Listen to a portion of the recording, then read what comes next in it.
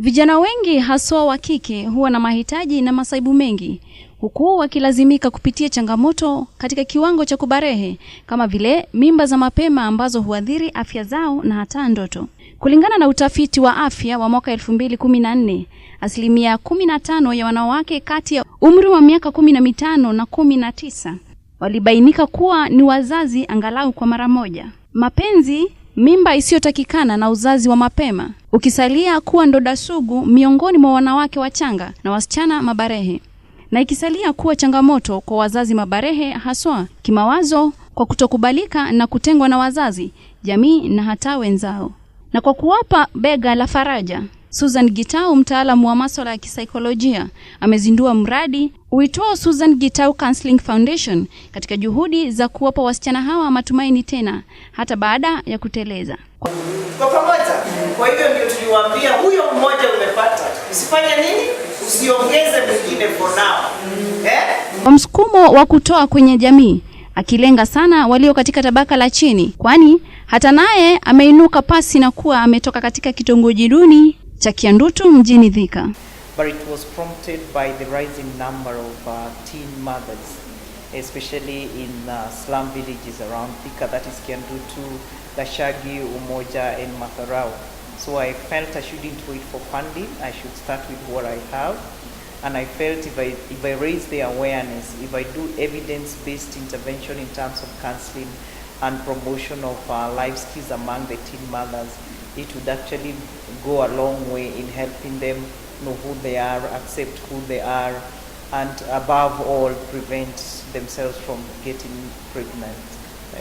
Na kwa kuwapa msaada wa kisaikolojia katika nia ya kuwasaidia kujikubali na kupata ujasiri tena, ama kweli wamebadilika. A lot of changes because when we have the group sessions, the first thing we do is to talk about self-awareness. Are you aware that you have changed from being just that girl to being a young mother?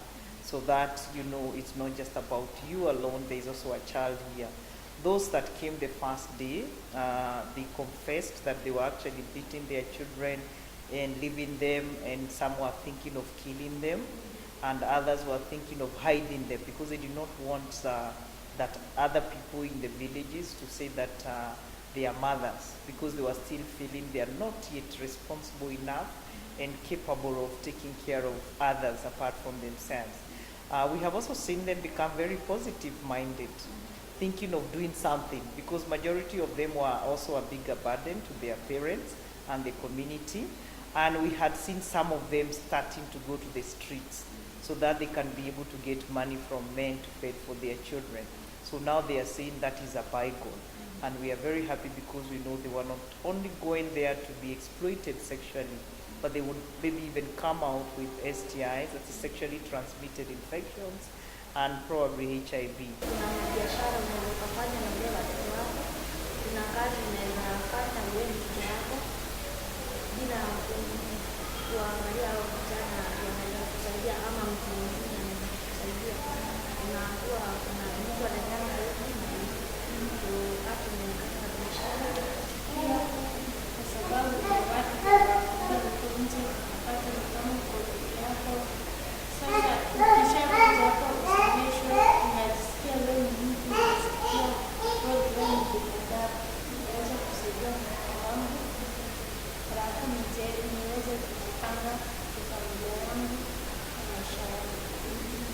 Yashangaza kuwa wasichana wengi toka mitaani ambao hujitosa katika mapenzi wakiwa wachanga husukumiwa na baadhi ya wazazi wao ambao wengine huwapa motisha wa kuwajibika katika mahitaji ya kinyumbani. So we are also thinking of having now the parents come here.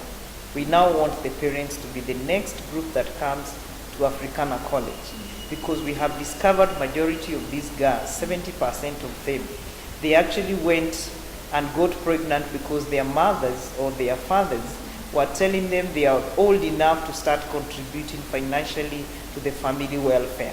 So somebody goes to a man thinking they are going to pay their school fees, goes to a man thinking they are going to pay for their maybe school activity fee, because some of them it was as low as 100 bob for the school activity fee that they are asked for.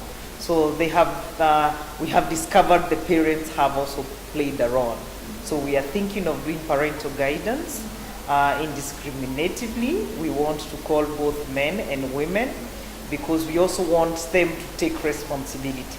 Na basi, ikiwa ni jonzi lake kuu hata kuwalenga vijana wa kiume kwenye nia ya kuwakuza na kuwafanya wanaume shupavu. Once we are done with the parents, we want to reach out to the boy child because some of them have also been impregnated by boys. Boys who are maybe hawkers, boys who are probably brewing chang'aa, or boys who are out there selling bandits. What we also want to do when we bring the boys on board is to have men who are role models. And we do have them in the community. And one of the things that we have failed probably as a community, and I want to say we have failed as a community, is to be selfish. You know you can help somebody with your story. You know you can help somebody by showing them a direction, but we have ignored, not knowing that anything that happens to the community, it becomes actually part of our problem, and a bigger part of it, we who look stable, we who look okay, are the ones who are actually going to bear the brunt of it. Kupa matumaini na radha maishani kwa wanarika, ikimsukumia kwa tamanio la kuwaona wameinuka kupitia kazi yake kwenye jamii. My desire is to have it cut across the country, but I can't do this alone. I need funds, I need well-wishers, I need people like you from the media to spread the message and spread it right. You have seen those little children. You only seen them need today because we had donations coming here.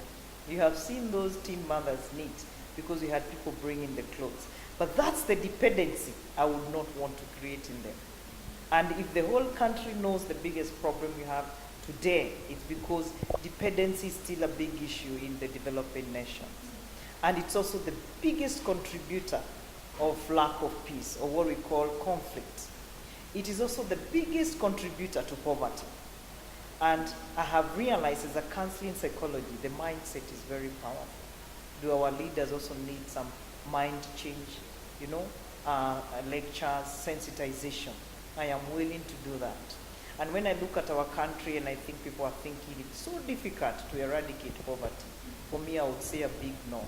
Having come from nowhere, I say nowhere because if you have visited Kiadutu slum, there's nothing good there. But I knew if my mind is empowered, if I knew if I had education, I'm actually equal to anyone else. And that's what I have seen. I have benchmarked education in other countries. I have benchmarked actually how they treat the young people. Recently, when I was in China in October last year, I saw how they empower young people, and they have a very big population.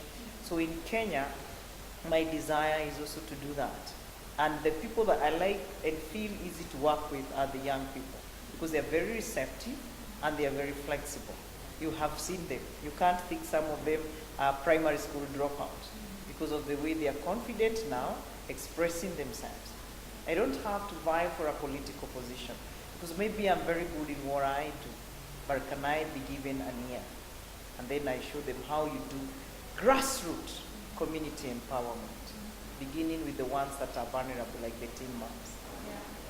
Nikiripotia runinga ya Focus, jina langu ni Miri Mwangi.